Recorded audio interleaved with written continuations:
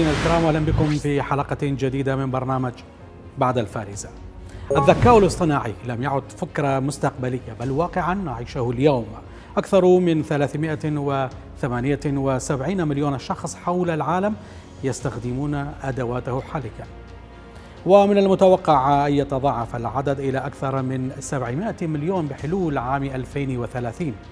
وأظهرت دراسات أن 66% من الشركات تعتمد الذكاء الاصطناعي، ويقدر سوقه العالمي بأكثر من 136 مليار دولار، حيث أن أكثر من 80% من الشركات العالمية تعتمد عليه في أعمالها، فيما يستخدمه 86% من الطلبة حول العالم خلال دراستهم. وفي العراق يبلغ عدد مستخدمي الإنترنت 38 مليونا. بدأ الطلبة والأكاديميون في الجامعات بالاعتماد عليه بشكل مفرط. التقديرات تشير إلى أن الذكاء الاصطناعي قد يضيف تريليونات الدولارات إلى الاقتصاد العالمي، ويخلق ملايين الوظائف الجديدة بحلول منتصف هذا القرن.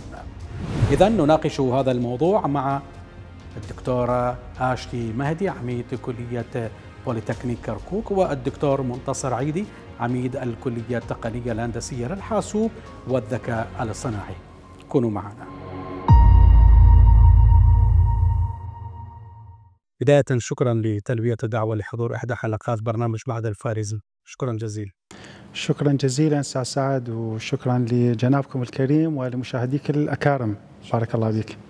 نرحب بفضائية كركوك في رحاب كليتنا، ونشكر حضوركم وعنائكم التعب لتصوير هذه الحلقة. شكرا جزيلا. أبدأ معك دكتورة آشتي، يعني بداية كيف تشرحون لمشاهدينا الكرام ببساطة ما هو الذكاء الاصطناعي؟ ماذا يعني مصطلح الذكاء الاصطناعي؟ نعم، الذكاء الاصطناعي هو بمعنى بناء نظام أو بناء نظام بآلة معينة لنقل ومحاكاة ذكاء الإنسان أو الذكاء البشري للتعلم أو التفكير أو لاتخاذ القرارات والتعرف على الصور والبيانات الضخمة، هي اللي تبني أساس اتخاذ القرار في الأنظمة الذكية. الذكاء الاصطناعي أنواع أم نوع واحد خاص حتى؟ بها مجموعة أنواع، وهذه الأنواع تكون متعددة تحت مسميات ممكن أن يعني تتفرع إلى نوع الذكاء الاصطناعي الأول بحدود ضيقة، نارو AI نسميها. هذه تحدد مجموعة أنظمة لتحديد عمل واحد، مثلا الترجمة الفورية، أو لعمل في أحد المصانع أو المعامل كروبوتيك لتحديد عمل الإنسان الآلي، أو ثاني نوع اللي هي الجنرال AI. الجنرال AI تأخذ مجموعة واسعة من أفكار الإنسان أو الذكاء البشري وتحول إلى برامج وأنظمة خبيرة expert system، اللي حاليا احنا في تطبيقها موجودة في أكثر الدوائر أو في أكثر الشركات.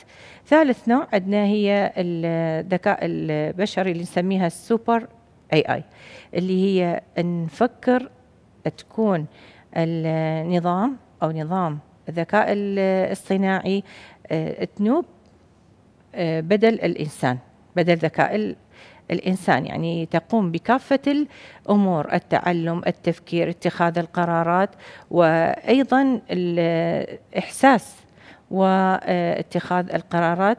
فهذه حاليا ليس في طور التطبيق، حاليا هي نقدر نقول افتراضية. يعني نقدر نقولها خيالي؟ حاليا افتراضية، ما نقول خيالي. احنا يعني نتمنى أن نوصل إلى هذا الموضوع. الأشخاص اللي هم بتخصص الذكاء الاصطناعي الآن في طور تطبيق هذا النوع. شكرا جزيلا. السوبر AI. نعم، شكرا جزيلا. أهلا وسهلا. أهلا بك من جديد. أهلا وسهلا أستاذ سعد. شكرا جزيلا. الذكاء الاصطناعي مجرد تقنية؟ حقيقة الذكاء الاصطناعي هو ليس مجرد تقنية، يعني في بداية الذكاء الاصطناعي كانت تقنية اعتيادية ممكن أنه تطبق في مجالات معينة، ولكن أصبح الذكاء الاصطناعي عبارة عن ثورة، مثل ثورة الحاسبات في البداية، ومن ثم أصبحت ثورة الإنترنت.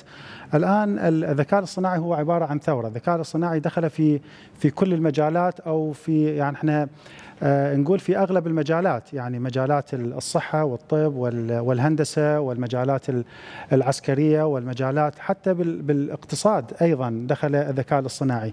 سابقا كنا ننظر إلى الذكاء الاصطناعي على أنه تقنية بسيطة ما بالإمكان أنه تشمل كل المجالات أو تشمل مجالات الحوسبة فقط، لكن الذكاء الاصطناعي بالوقت الحالي لا يشمل الحوسبة فقط. في خلينا نقول عصر معين الذكاء الاصطناعي ارتبط بالروبوتات فقط، ولكن الذكاء الاصطناعي بالوقت الحالي ارتبط بكل المجالات. الآن نحن نعمل مع الذكاء الاصطناعي. هذه الثورة كانت بعيدة المنال، ولكن ثورة الذكاء الاصطناعي حاليا موجودة، دخلت في كل البيوت، دخلت في كل التطبيقات، دخلت في كل المجالات، ولكن دون ما أن نشعر ب لا، مو دون ما أن نشعر. الذكاء الاصطناعي يعني إلى مثل ما احنا نقول فد باك جراوند معين أو فد هيستوري معين. احنا الهيستوري بدأ يعني ما نريد نقول في بداية التسعينات، ممكن يكون قبل هذا، مثل ما تفضلت زميلتي دكتورة آشتي، أنه الذكاء الاصطناعي بدأ بخوارزميات بسيطة، مثلا خوارزميات النيورال نتورك أو الشبكات العصبية أو الفازي لوجيك أو الجينيتيك الجوريثم.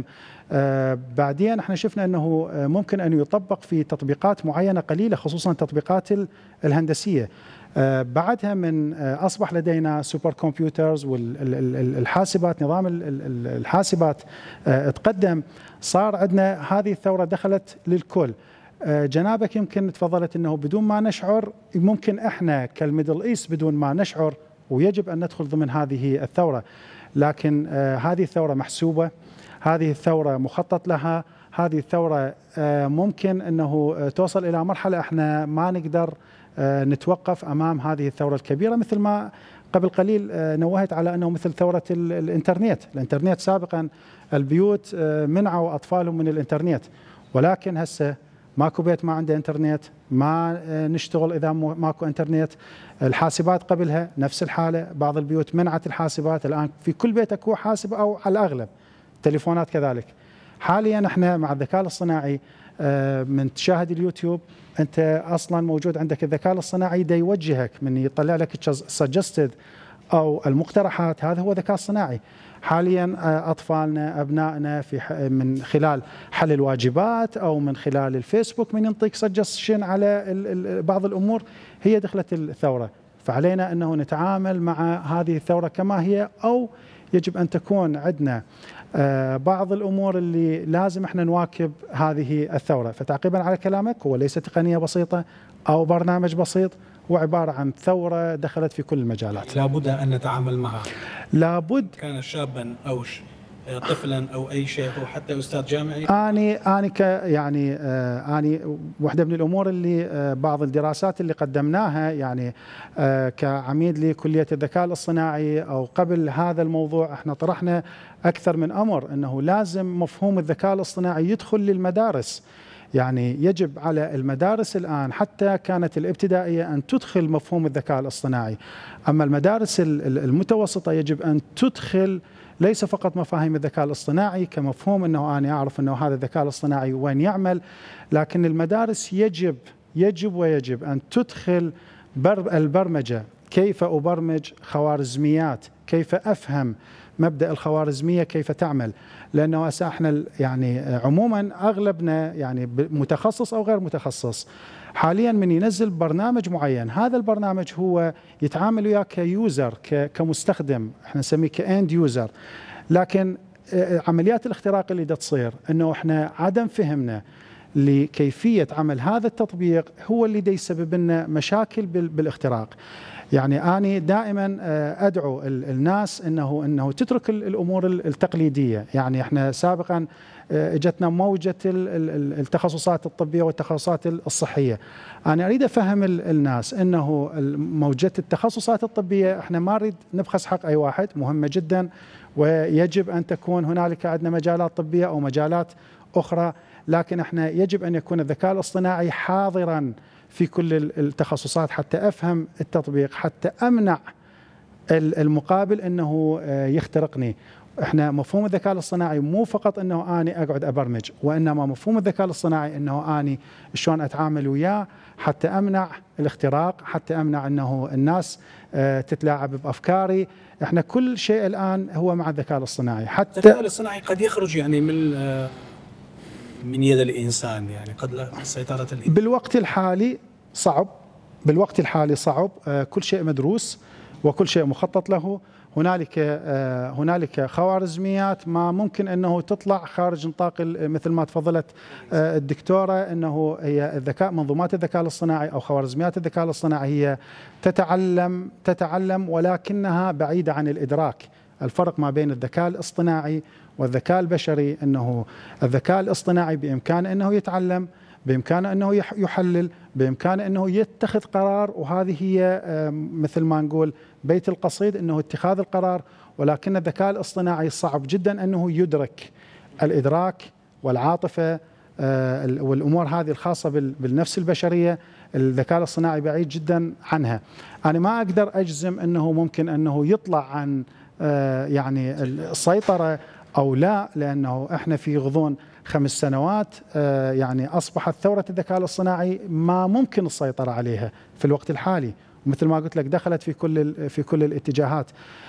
ممكن أنه تخرج عن السيطرة إلى حد ما، لكن يبقى الإنسان هو اللي يخطط وهو اللي يضع الحدود وهو الذي يصمم الخوارزميات التي يعمل عليها الذكاء الاصطناعي. كوجهة نظر شخصية أشوف أنه يعني بعيدة. خلي ما نفكر بها، نفكر احنا شلون ندخل أنفسنا في الذكاء الاصطناعي، نعلم أطفالنا على الذكاء الاصطناعي، نحاول أنه ندخل طلبتنا ونخليهم يوعون أنه العالم الآن عالم الذكاء الاصطناعي، يعني بكل التفاصيل. الذكاء الاصطناعي، الأمن السيبراني، لأنه كل شيء الآن ذكاء اصطناعي، حتى الأمن السيبراني هو يدخل ذكاء اصطناعي، لأنه الهجمات السيبرانية إذا ما تكون هجمات ذكية فما راح تكون هجمات ذكية، هجمات سيبرانية فعالة. فكل شيء يصب في الذكاء الاصطناعي. شكرا جزيلا دكتور.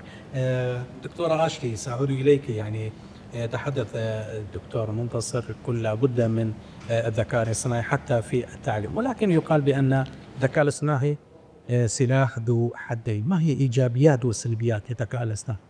نعم، طبعا بداية الذكاء الاصطناعي احنا قبل دقائق ذكر زميلنا دكتور منتصر عن استخدامات الذكاء الاصطناعي. طبعا استخدامات الذكاء الاصطناعي يختلف من شخص إلى آخر. المجموعة الموجودة في المجتمع يستطيعون استخدام الذكاء الاصطناعي كتسهيلات في تمشية أموراتهم اليومية، وأيضا يعني يعتبر بالنسبة لهم هي تسهيلات الحياة.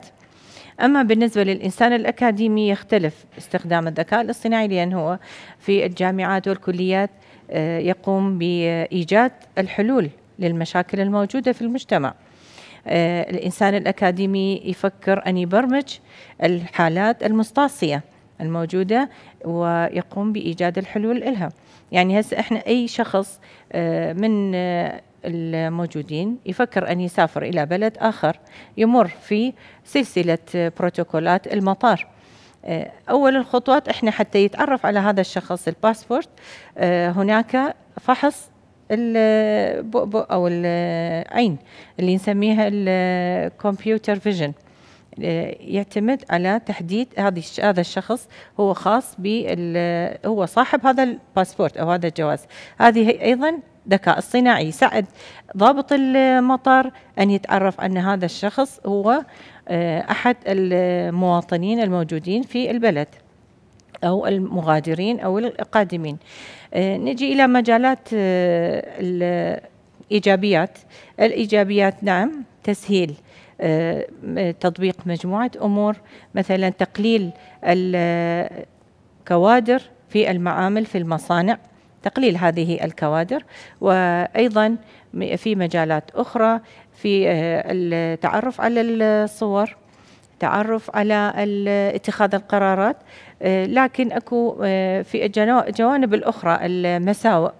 مساوئها يعني إحنا من نصنع مثلا روبوتات في المعامل راح نستغني عن الأيدي العاملة البشرية، فراح يكون هي هنا يؤذي الأيدي العاملة، يقلل من الأيدي العاملة البشرية. والاستعمال الخاطئ أيضا.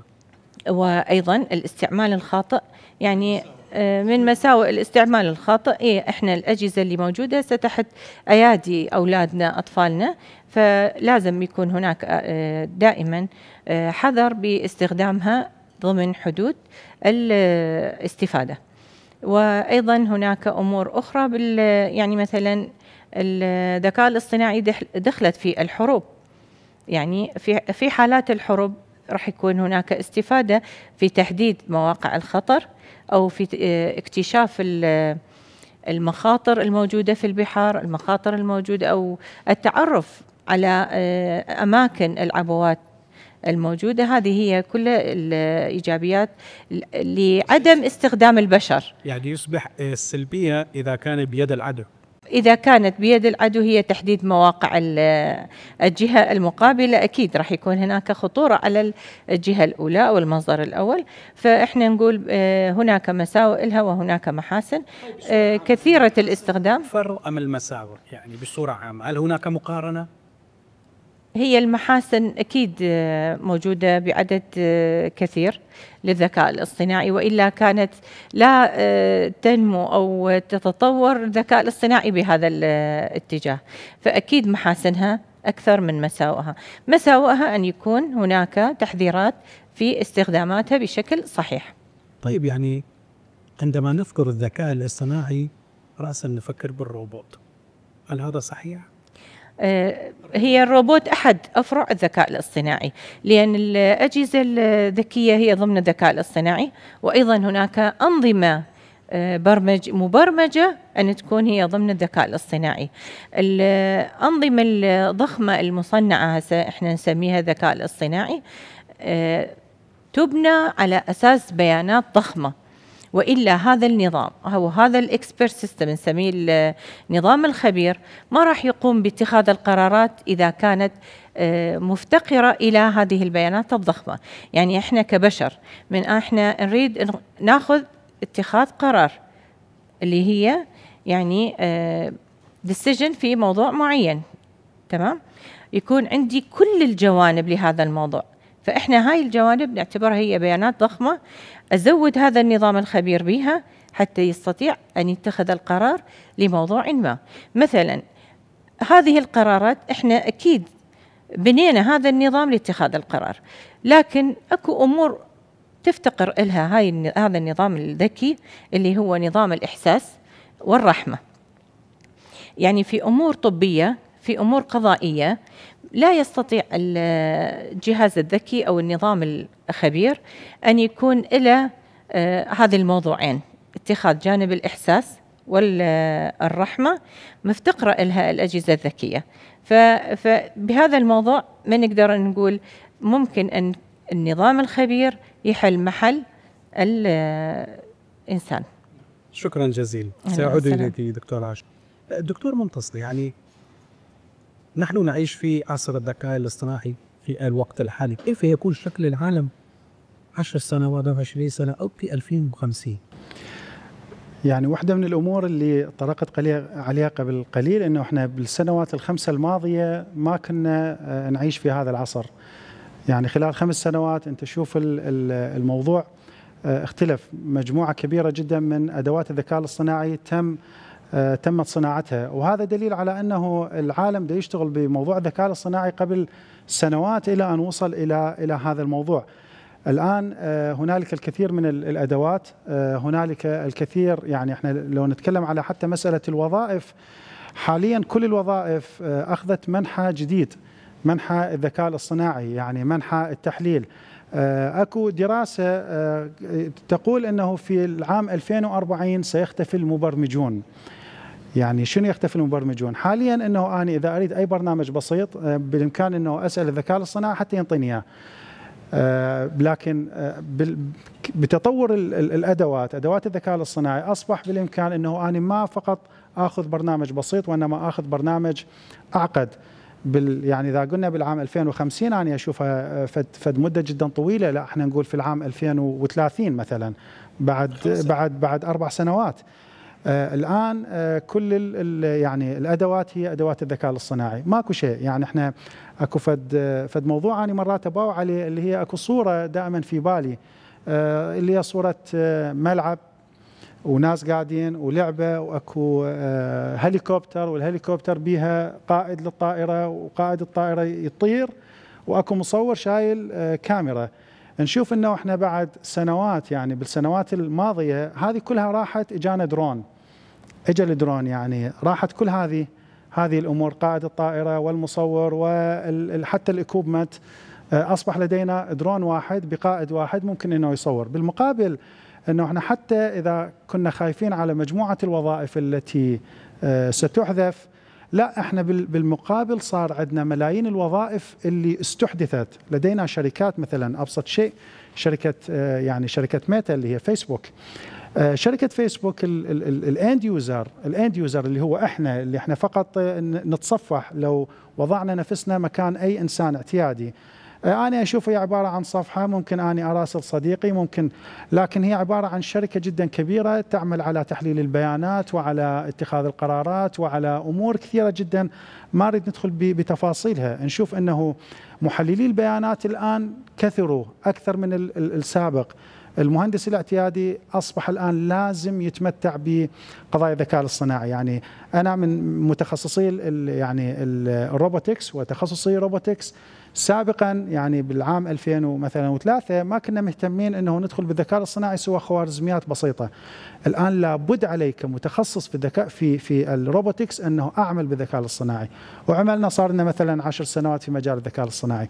الذكاء الاصطناعي شيء لابد منه، كل شيء، حتى في عمليات تحليل البيانات الان، يعني حتى في عمليات الاقتصاد مثلا، في عمليات التحليل، في السياسه. نعم القرار الأخير ممكن يصير للبشر، ولكن كعملية تحليل نهائية كلها راح تكون على عاتق الذكاء الاصطناعي، ولهذا بال2030 راح يتغير شكل الدنيا كلها. دكتور عاش، يعني في 2030 أو في 2040 أو 50 كيف سيكون الفجوة بين الدول النامية والدول المتطورة بهذا الخصوص؟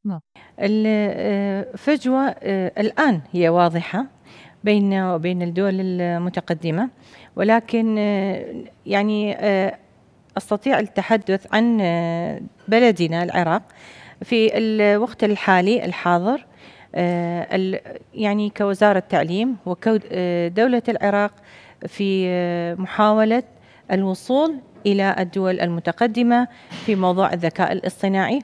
وأذكر حاليا المبادرات الذي قام بها السيد معالي وزير التعليم العالي والبحث العلمي المحترم دكتور نعيم العبودي، ويعني ركز توجهاته في هذه السنة على استحداثات للذكاء الاصطناعي ككليات هندسية.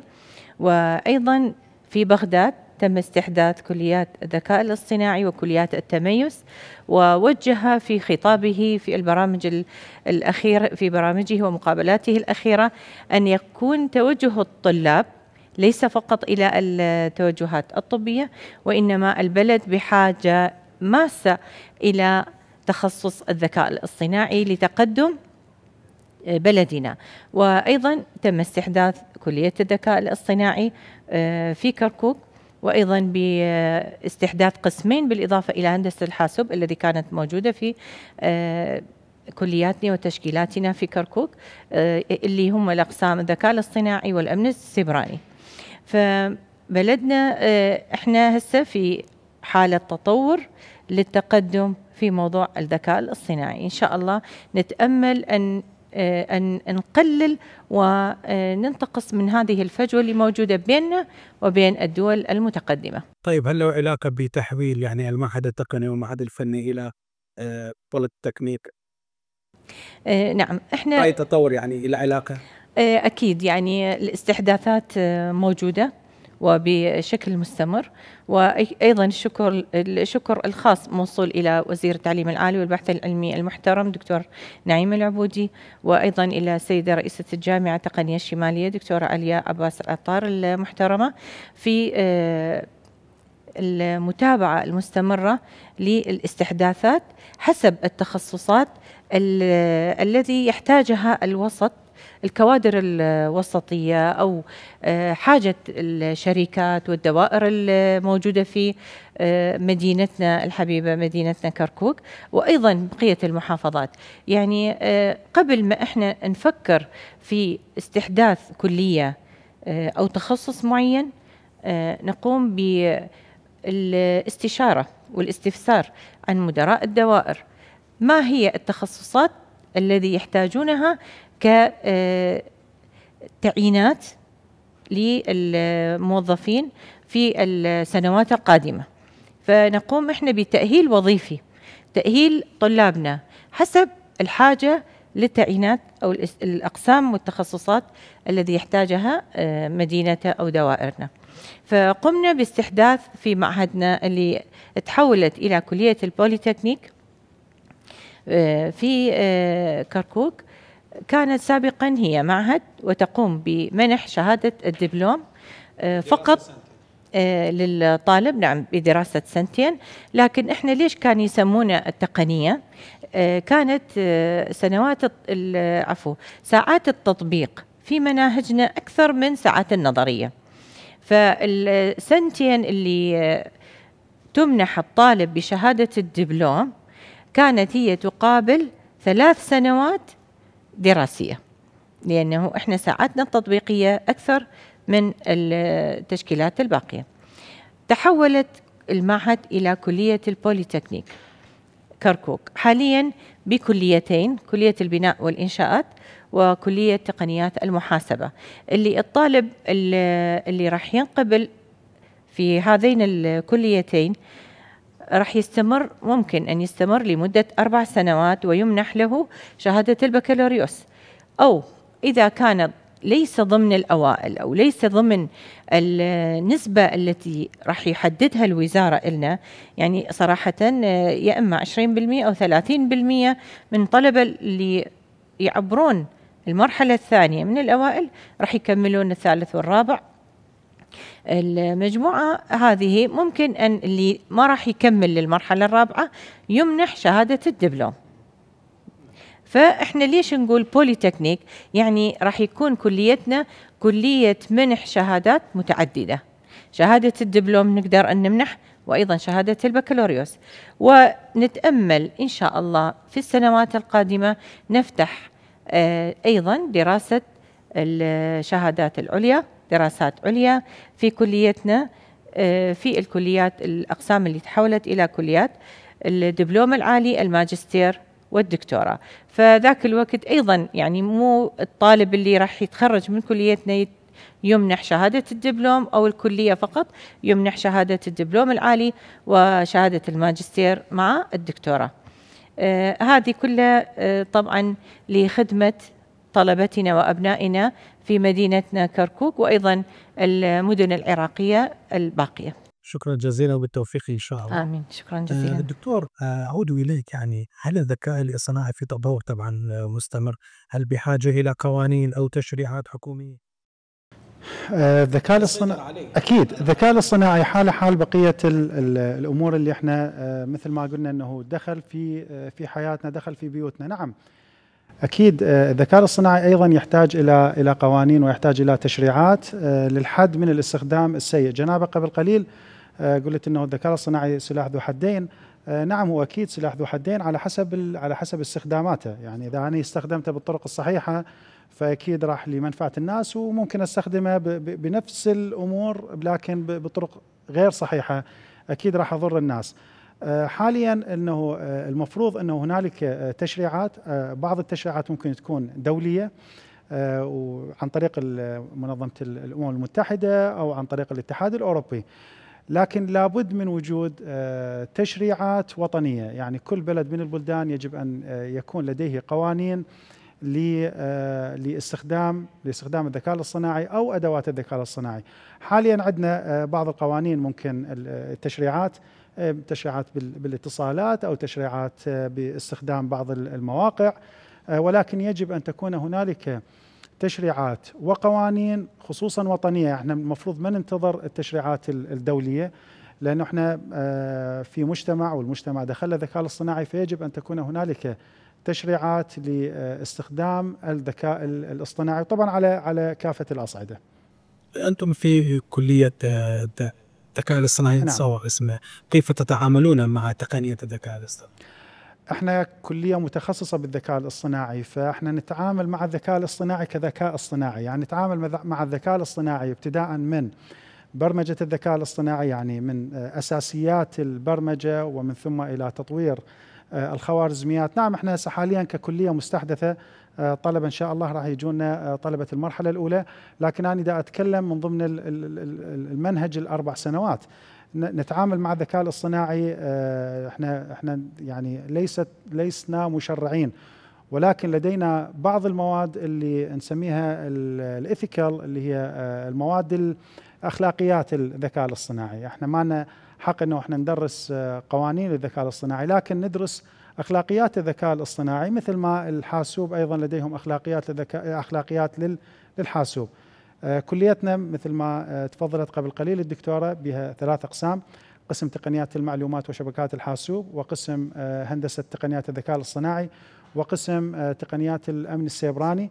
الأقسام ال3 تمنح شهادة البكالوريوس في الهندسة بالأقسام ال3. يعني الطالب مالتنا راح يكون عضو في نقابة المهندسين العراقية.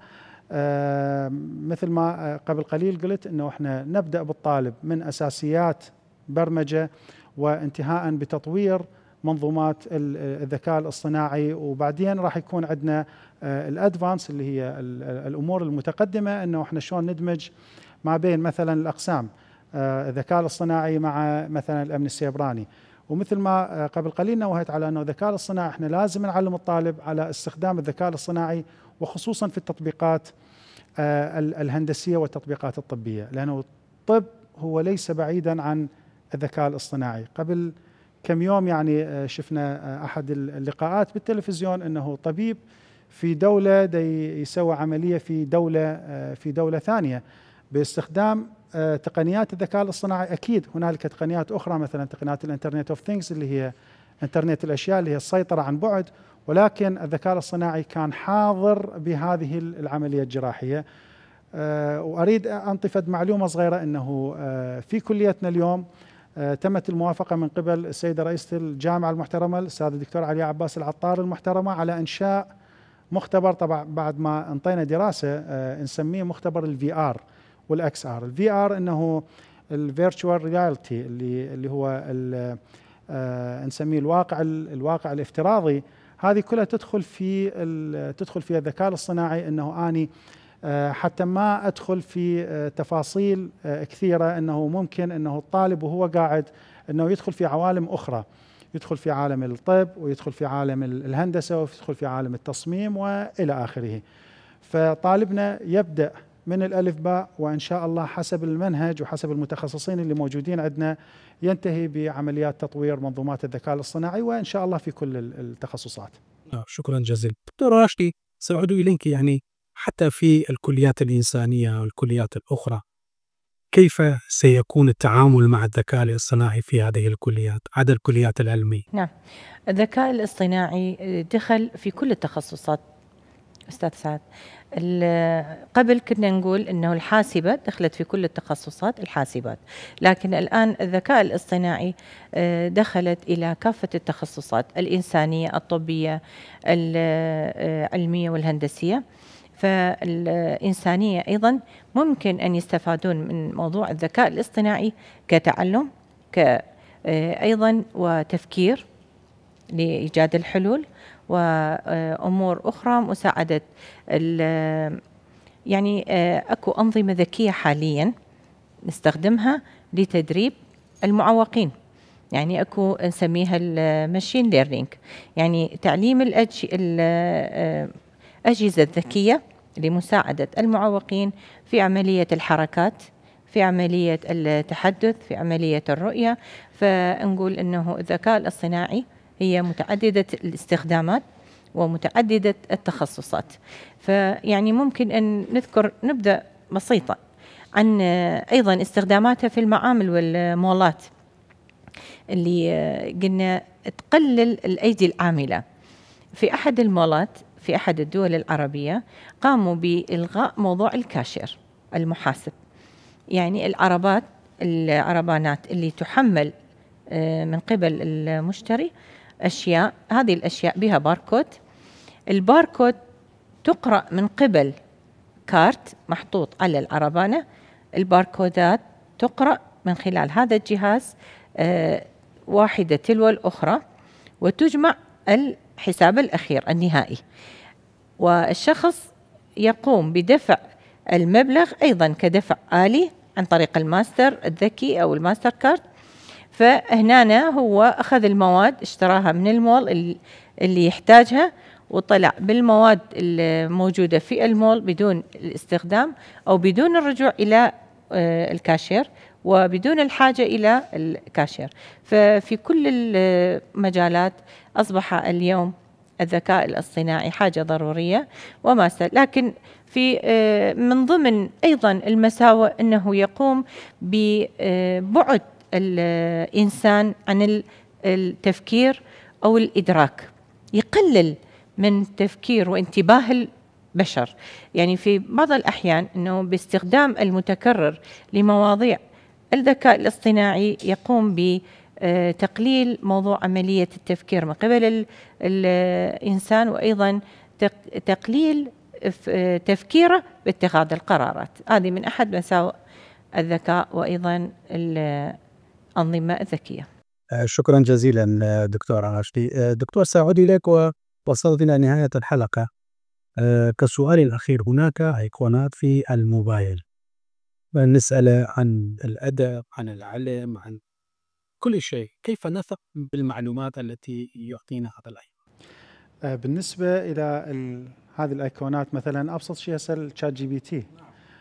طبعا تشات جي بي تي يعني احنا ما نريد نقول انه كل المعلومات اللي دا يعطيها صحيحة، مو كل المعلومات اللي يعطيها صحيحة، لأنه خصوصا هذه المنظومات، منظومات الذكاء الاصطناعي، أنه هي عبارة عن تتغذى بالمعلومات. يعني مثلا لو ألف واحد يعطي فد معلومة أنه يقول الجو في العراق بارد في أثناء الصيف، احنا كنا ندخل ونلقن هذه المنظومة الجو في العراق بارد بارد بارد لمدة 10 أيام. بعد كم يوم أني من أسأل سؤال ما هو الجو في العراق، مو شرط أني، ممكن شخص في خارج العراق ما يعرف الجو بالعراق، مباشرة الذكاء الاصطناعي هذه المنظومة راح تعطي لأنه ألف واحد من العراق ذكر هذه المعلومة، فأكيد ما راح يثق بالمعلومات اللي تعطى من الخارج، لأنه مثل ما راح يقول إنه هم قاعدين بالعراق فأكيد راح يعرفون الجو مالتهم. فإحنا مو كل المعلومات اللي تعطى لنا صحيحة. هذه المعلومات هي تغذى للذكاء الاصطناعي، لمنظومات الذكاء الاصطناعي بكميات كبيرة جدا، والذكاء الاصطناعي راح يعتمد على المعلومات اللي راح تعطى له. فأي إجابة يعني راح ينطيها الذكاء الاصطناعي هي جاية من معلومات سابقة. أكيد أنه الذكاء الاصطناعي ما راح يعتمد فقط على المعلومة، وإنما على عدة معلومات، وراح ينطي قرار بناء على معلومتين ثلاثة. لكن بالنهاية هي المعلومة اللي راح ينطيها هي راح تدور حول 4 أو 5 معلومات هي موجودة عنده.